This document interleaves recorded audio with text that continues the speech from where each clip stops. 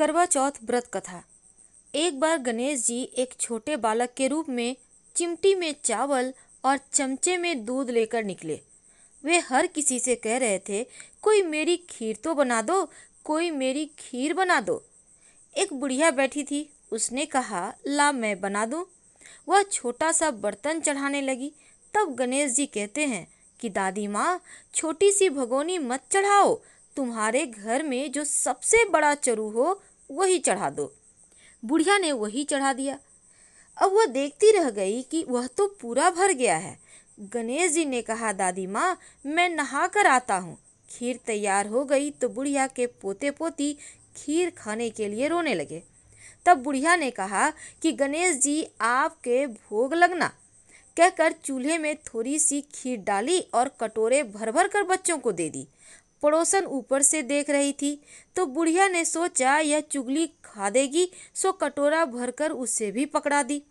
अब बेटी की बहू ने चुपके से एक कटोरा खीर खाई और कटोरा चक्की के नीचे छुपा दिया। अब भी गणेश जी नहीं आए तो बुढ़िया को बहुत भूख लग रही थी। एक कटोरा खीर का भरकर किवाड़ के पीछे बैठकर एक बार फिर कहा, जय गणेश जी, आपके भोग लगना, और खाना शुरू कर दिया। तभी गणेश जी आ गए तो बुढ़िया कहती है, अरे गणेशया, खीर खा ले, मैं तो तेरे ही राह देख रही थी। तब गणेश जी ने कहा, दादी माँ, मैंने तो खीर खा ली। बुढ़िया ने कहा, कब खाई? गणेश जी ने कहा, जब तेरे पोते पोती ने खाई तब खाई, जब तेरी पड़ोसन ने खाई तब खाई, जब तेरी बहू ने खाई तब खाई, और जब तूने खाई तो पेट पूरा ही भर गया। बुढ़िया ने कहा, बेटा, और सारी बात तो सच है, पर बहू बिचारी का तो नाम मत लेवो, वो तो सुबह से काम में लग रही है, उसने खीर कब खाई भला? तब गणेश जी कहते हैं, चाकी के नीचे देख, जूठा कटोरा पड़ा है, तूने तो मेरे को भोग लगाया, वो तो वैसे ही खा गई। बुढ़िया ने कहा, बेटा, घर की बात है, घर में ही रहने दो। अब बताओ कि बची हुई खीर जो है उसका क्या करूं? तब गणेश जी कहते हैं, नगरी में जिमा दे।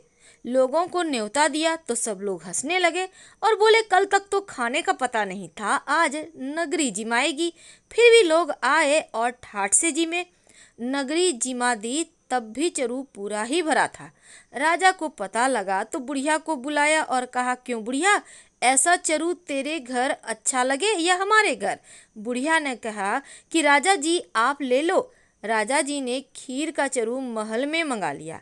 लाते ही खीर में कीड़े मकोड़े बिच्छू कंसले हो गए और दुर्गंध आने लगी।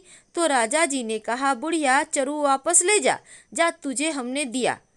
बुढ़िया ने कहा, राजा जी आप देते तो पहले भी कभी देते थे, पर चरा तो मेरे गणेश जी ने दिया है। बुढ़िया ने चरा वापस लिया, लेते ही सुगंधित खीर हो गई। अब घर आकर बुढ़िया ने गणेश जी से पूछा कि बची हुई खीर का क्या करूं? तब गणेश जी ने कहा, झोपड़ी के कोने में गड्ढा खोद कर गाड़ दे, और उसी जगह सुबह उठकर वापस खोदेगी तो धन के दो चरे मिलेंगे।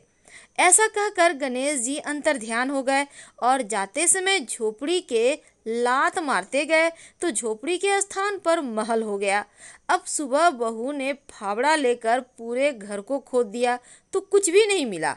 तो बहू ने कहा, सासू जी, थारो गणेश जी तो झूठो है। सास ने कहा, बहू, हमारो गणेश जी झूठो तो नहीं है, ला मैं देखूं। और वह सुई लेकर खोदने लगी तो टन टन करते 2 धन के चरे निकल आए। बहू ने कहा, सासू जी, गणेश जी तो साचे हुए। सास ने कहा, गणेश जी तो भावना के भूखे हैं। हे गणेश जी, जैसा तुमने बुढ़िया को दिया वैसे ही सबको देना, और कहानी कहने वाले, हुंकारा भरने वाले, कहानी सुनने वाले सबको देना। हर हर महा